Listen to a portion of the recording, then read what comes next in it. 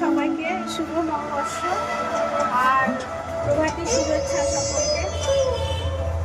শুভ নববর্ষ, নতুন বছর সবাই খুব ভালো থাকে। আজকে আমি আমাদের দোকানে পুজো হচ্ছে। আমাদের দোকানে বিভিন্ন ধরনের আইটেম পাওয়া যায়, অফিস থেকে শুরু করে খাতা কলম পেন আঁকার যত রকম সামগ্রী, জেরক্স হয়, সব কিছু পাওয়া যায়।